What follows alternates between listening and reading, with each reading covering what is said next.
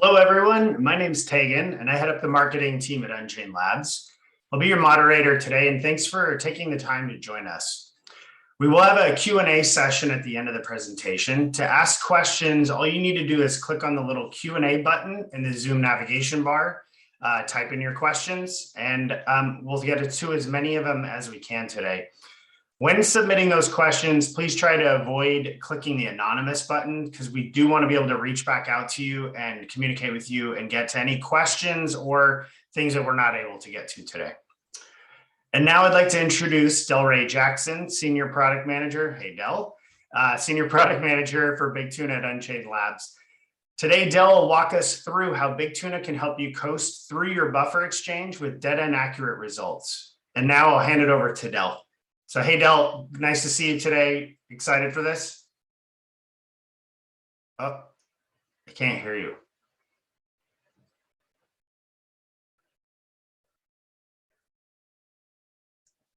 Bear with us for a minute, everybody. I think we just have a technical difficulty, not able to hear Del for a moment.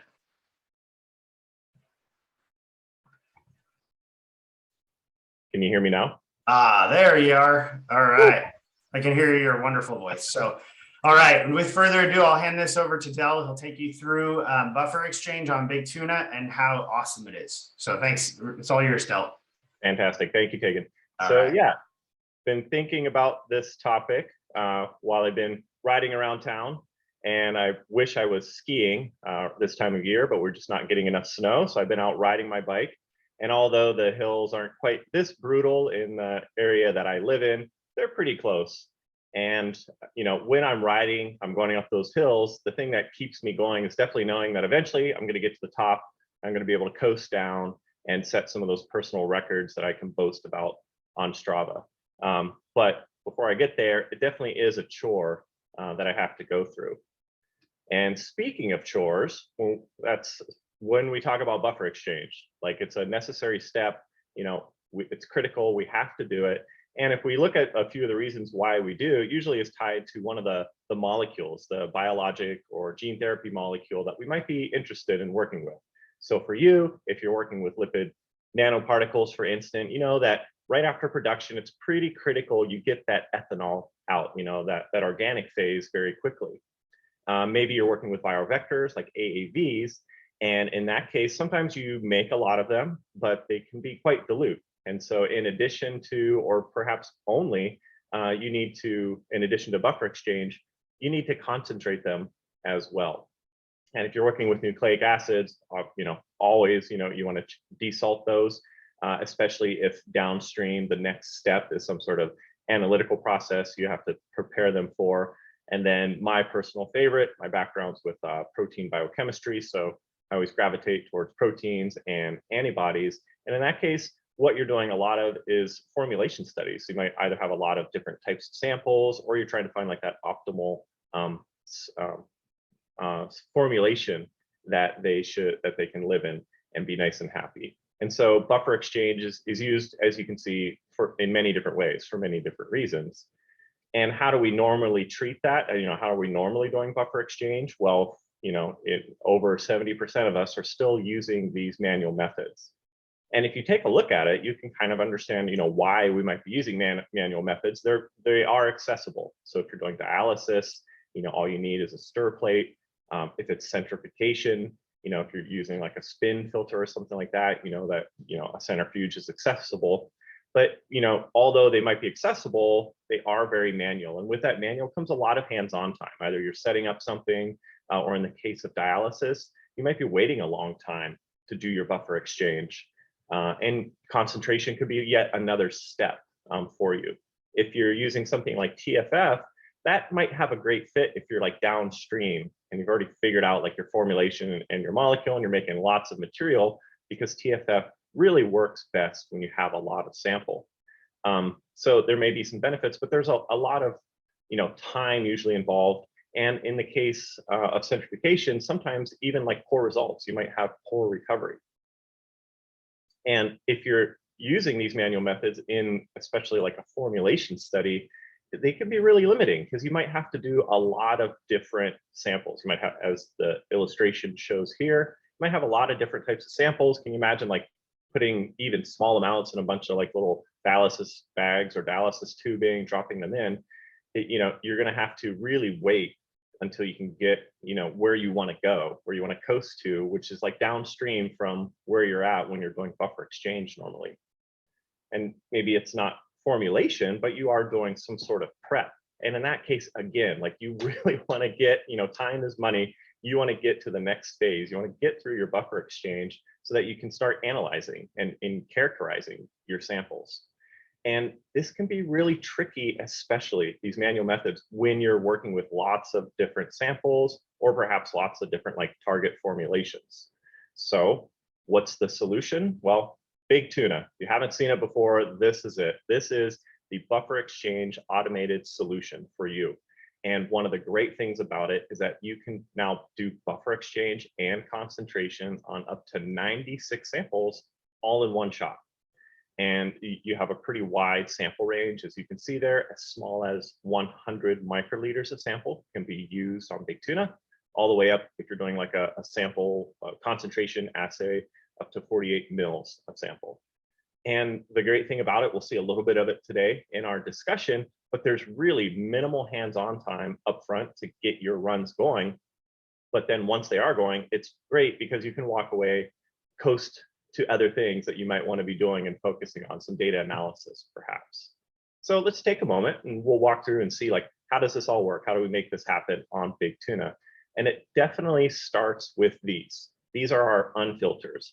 So Big Tuna is a plate-based, buffer exchange system, and we have designed and manufactured these unfilters.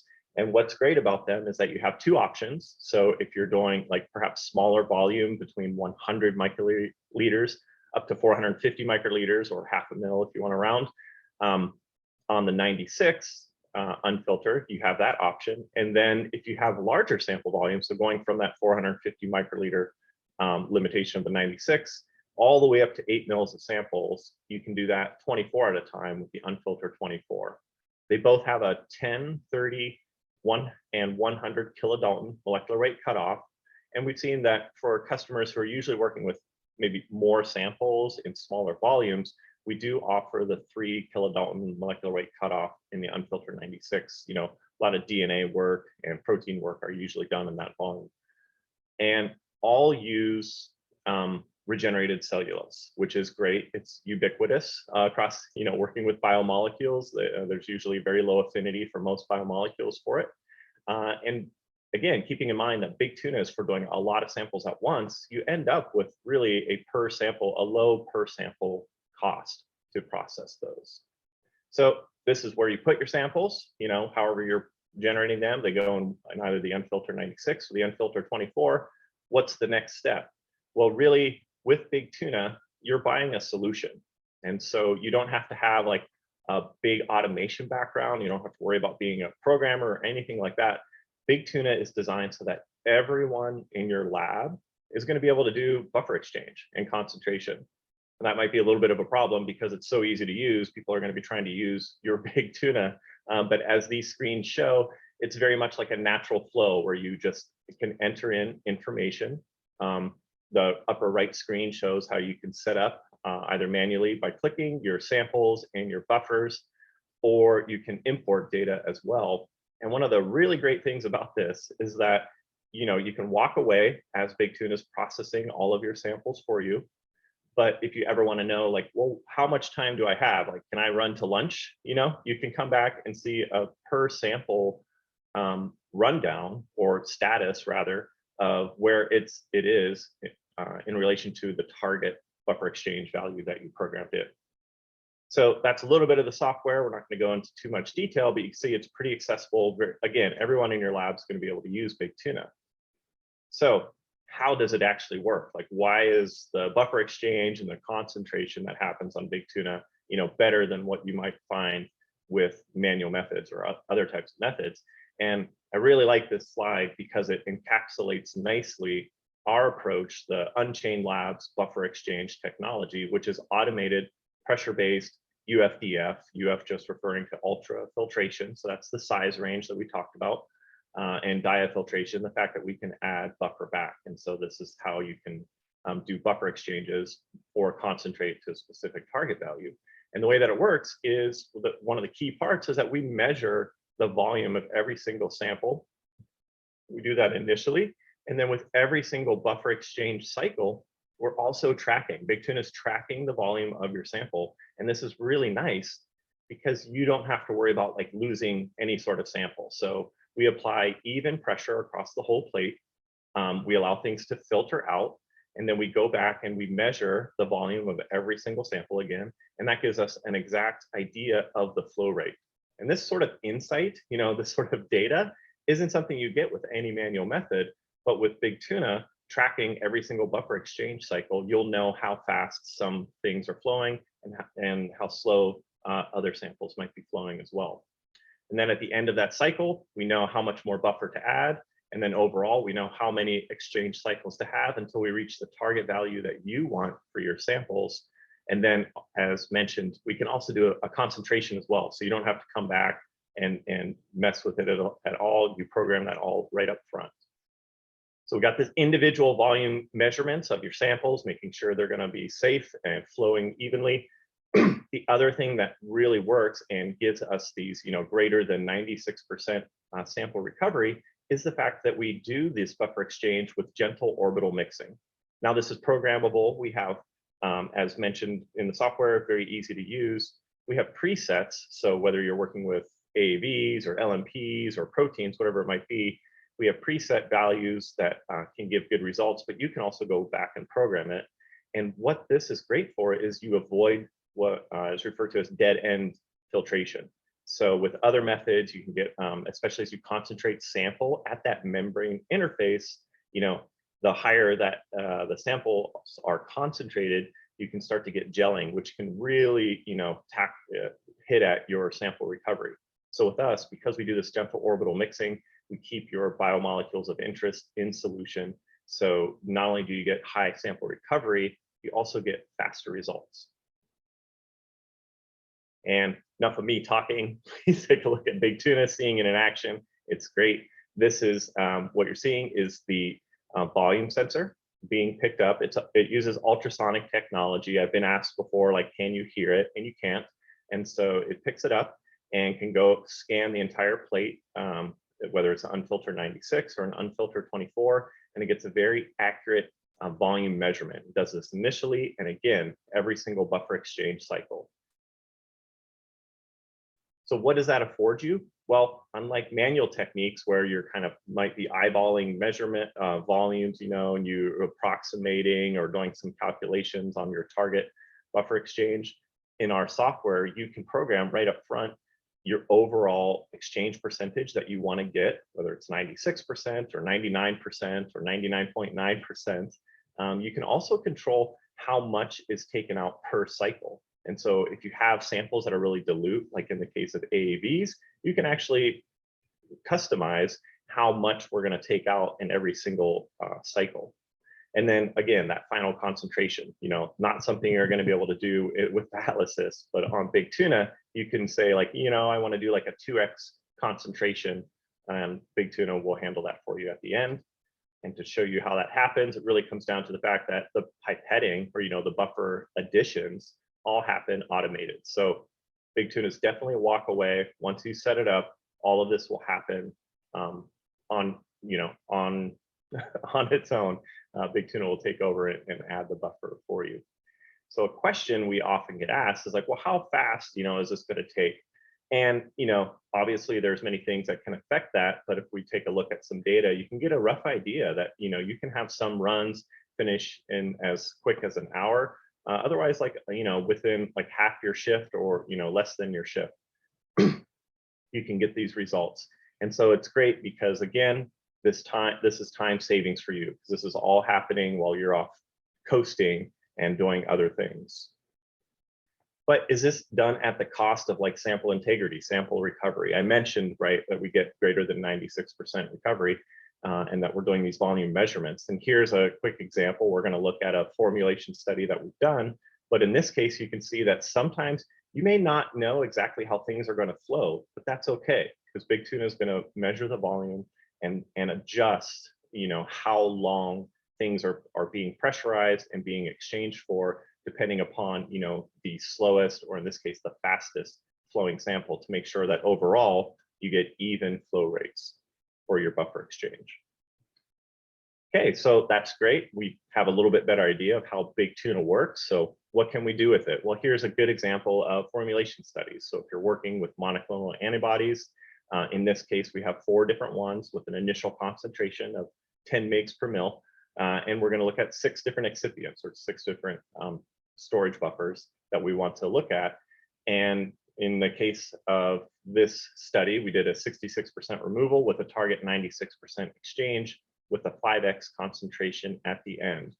And spoiler alert, we already saw a little bit that MAB3 was running fast, but you can see overall, Big Tuna adjusted those values so everything flowed evenly. And in the end, we ended up with an average 53.6 concentration value for all of that. So can you imagine like having a mixture of different monoclonal antibodies and being able to like do a buffer exchange and a concentration and normalize it all in one shot? Data is very important in today's world. So with Big Tuna, again, this is a buffer exchange solution. So it knows what you're going for it, and it's going to give you that data at the end. So not only good results, but data that you can take and pass on, to the next stage, whether it's analytics within your group or another group. And often we see that people, want to do characterization studies. And so in this case, we were able to take these monoclonal antibodies, exchange them, concentrate them, and then put them on our uncle product so that we could measure the stability of them and get an idea. And so with this, we did this entire formulation screen basically in less than 24 hours, because we put them on the uncle, came back in the next day and got our results. So that's what we want, right? Like coast through the results, you can get these results and then, move on to the next stage.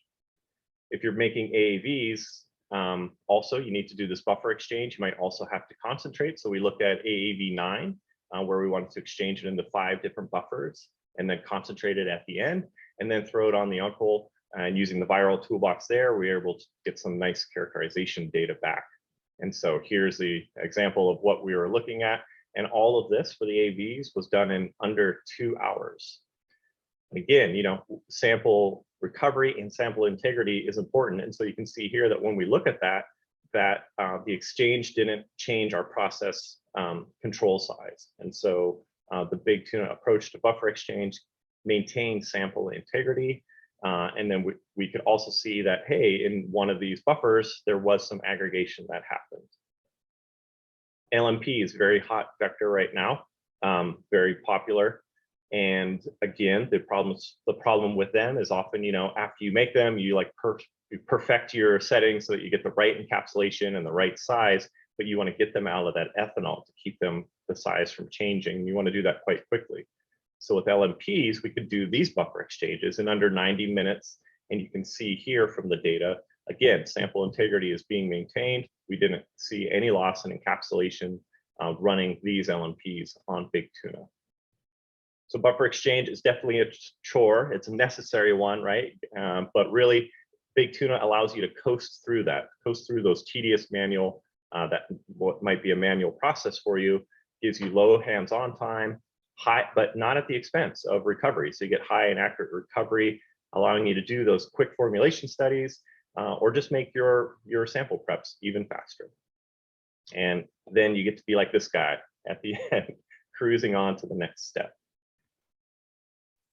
And that's all I had. I guess, do we have any questions? Yeah, so hey, thanks, Del, for taking us through how to use Big Tuna for proteins, viral vectors, and even LNPs. We're happy to take any questions on those different types of molecules too as we get into the Q&A. So, but just as a reminder, Big Tuna really can help people eliminate the manual time required to do buffer exchange. There's just tons of it for those of you that do it. I think I've done it in my past, and Odell has as well. It just takes up a lot of time. It can be very tedious, and it takes over the whole process. You get consistently high recoveries, and also you just get to the samples that you're trying to do, either formulation, characterization, or other types of characterization. You just get to that a lot faster with Big Tuna. So As we get into the questions, or anybody wants to follow up with us after this, we'd be happy to tell you about case studies and where some of our customers have really optimized their workflows using this system. So we do have some great questions that have already been submitted. There's quite a few, so we'll hit as many of those as we can. You can still ask one by going to the Q&A section in the Zoom navigation bar. So go ahead and do that if you have a question, okay?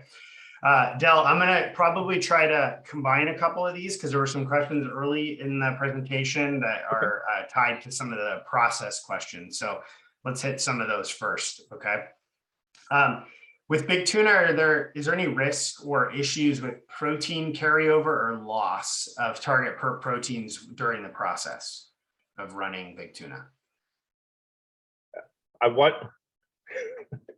would say, I mean, we've nearly eliminated that possibility again by measuring the sample. So if what you're worried about is saying you have a collection of, say, 96 different proteins, and you're asking like, will I dry out any of those individual ones?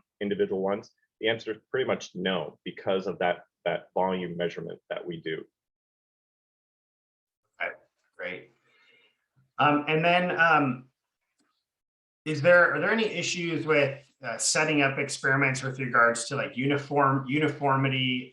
And I think you covered this with the way we measure each well independently and the system knowing what the volume is, so it knows what to put back. But do we ever have any issues with sample uniformity in the plates, and how does Big Tuna handle that? That is a good question. So we do recommend, as much as possible that your volume should be the same for your samples, and as much as possible, the concentration should be the same. Now, in a real world situation, that's never going to be dead on. So there obviously is some wiggle room in the concentration range. But what we don't recommend is taking, for instance, like a 0.5 mg per mil, running it with like 100 mg per mil sample. And the reason is, again, and going back to the previous question, there's no risk of like losing your sample. But what's going to happen is that run might take a long time because some are going to run fast, but Big Tuna is not going to lose your sample. There is a nice feature I didn't mention, which is that you can always pause as well. So if you get in that situation where you have a few samples that have finished early, but other ones, maybe they have like 10% or more to go, you can actually pause Big Tuna, take those samples out, and then run. So really what it boils down to is that flow rate. And that's what Big Tuna is really monitoring and using to safeguard your samples. Another one in here.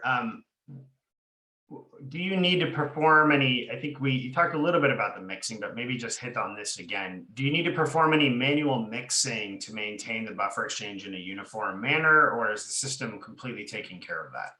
It takes care of it. And the reason I say that is because there's a mixing step at the beginning of a run that happens. You can see like the unfiltered mixing inside of the buffer exchange chamber. And so I don't think, customers definitely, you as an operator, you don't have to worry about coming back and doing any sort of mixing. Like Big Tuna is going to handle that for you. And you have control over it as well. So we have presets that work really well, but if you want to fine tune your results even more, you can control the mixing speed and the mixing duty ratio, or like how much when it's buffer exchanging, what's the percentage of time it's actually mixing? 100% of the time, 50% of the time, that's all up to you. You mentioned the viral vectors and nanoparticles. There's a question in here about, can it handle just filtration or buffer exchange of just the mRNA or payloads alone? Yes, definitely. Yep, we have several customers who are doing that. And there's other things that our customers are using, like VLPs that we don't mention. It really boils down to ultrafiltration. So that ultra part refers to the size range that we're at. So again, our molecular weight cutoffs are from 3 all the way up to 100 kilodalton. Got it. Okay. Again, a few more on the system operation. So there's a question here where you mentioned concentrations in the presentation. Are these measured directly on Big Tuna, or would we be recommending somebody do that, or is that done offline on another instrument? It's done offline on another instrument, and great thing is we have a suite of analytical tools for you. I mentioned the Uncle. We also have a Stunner product and a Lunatic product, which will allow you to actually measure the concentration. The way that it works on Big Tuna, that is a great question, is you input your starting concentration value, and then that is what we use in the final report. So if that initial concentration value is off, we're not doing any sort of measuring beyond that. We kind of assume that you know that. The good news is if for some reason you figure out later that your initial was off, it's very simple in looking at the report data to figure out what the actual concentration is. Got it. Okay. Yeah, I mean, nice shameless plug there for our other products, Del. I mean, I'll just chime in on that for a couple of reasons, because it looks like there's some questions about protein and also about AAVs in here. You know, our Lunatic system is phenomenal for getting super accurate, high precision measurements, specifically of proteins themselves, or even the DNA or RNA payloads, if you're doing things like that. And our stunner instrument specifically for AAVs can also help you look at the empty full ratios post, both pre and post the filtration step or formulation step. So you can get concentration, let's see aggregation sizing, and then also get a read on the empty full ratio of those molecules as well. So we have quite a few customers that are using Big Tuna and also one of those two instruments, either Lunatic or Stunner, as a complete workflow. So if you're interested in talking to us more about that, those complete workflows, Del and our team would love to follow up with you. So a couple other questions, Del, on specifically on the AAV side. So do we see any differences in recovery? And if we don't have data to represent this one, it's fine. But do we have any differences in the recovery of different serotypes of AAVs? I don't know. I think we only published on AAV9s, but internally we have seen different results. So complete transparency, something like AAV2 is known to, it loves to just aggregate with itself. And so I don't think we have any data with it, but we have seen different recoveries, I guess, with the different serotypes with AAVs. Okay. There are two questions that are related in here, Del, that talk about protein loss or loss of sample, specifically antibodies or proteins, onto the filtration membrane. Do we see that? Is that something we commonly see? And what are typical recoveries, or percent recoveries we would expect to see from these types of from these runs on a Big Tuna? So for biologics, so for proteins and antibodies, and I know you might, I wear an unchanged shirt. I think I might only be focusing, oh, sorry, the lights turned off in here. I don't know if they'll come back on. Largely, we do see very good results with protein recovery. We've never, as far as I know, we've never like taken a unfilter and shredded it and then run studies on that to see what might be sticking to regenerated cellulose. But again, if you look across the industry, the material that's used for filtering proteins, definitely regenerated cellulose, because it has low affinity for, I would say, most proteins. I can't say for all. And with our customers, they not only do they get like one Big Tuna, they get more Big Tuna. So to me, that says, especially when they're working with biologics, they're very happy with their recoveries. The number that I'm very confident in sharing is like greater than 95% recovery. Yeah, I think for those of you that are familiar with dead end filtration techniques, and I know Del's at our office and the lights went out, so I'm sure he'll be back here in a minute. For those of you that are familiar with dead end filtration, we do this gentle orbital mixing along with the pressurization of the chamber that pushes liquid through the unfilters. And after having this product for technology and product for many years, we don't really see a lot of adherence to the membrane. And we also use a regenerated cellulose material, which is obviously less specific for picking up proteins and other molecules. So we don't see that often, and we do typically see really high recoveries, as Del said. So, and a lot of that might come from that orbital mixing as well, because we right. keep it away from the membrane interface. Right. Okay, a couple of other quick ones, because I know we had booked people's time only for a half hour, and I don't want to go too far over. But can you use a partial unfilter, Del? Does somebody have to use the whole plate, or can they use part of it one day and another part the next? Right. Yeah. 96 and 24. Real world doesn't always work in those number sets. Yes, you can use partial unfilters. You cannot reuse a well though. Once you run sample through a well, you're done with that, but you can definitely use the unused ones. Okay, perfect. And then there's I'm going to hit two more that are interesting. Is it possible to filter use the unfiltered to completely get rid of all liquid in a well? I think typically we don't recommend people do that because we're trying to keep things in solution. But I don't know. My answer would be we don't recommend people do that. You could probably have that happen, but it's not ideal. You would have to. I'm just trying to figure out what you'd have to do to trick Big Tuna, because it would realize like, oh, we're out of volume. Might have to get back to you. But yeah, I think we might need to talk to whoever asked that question to kind of figure out what you're trying to accomplish, and we can see what's possible.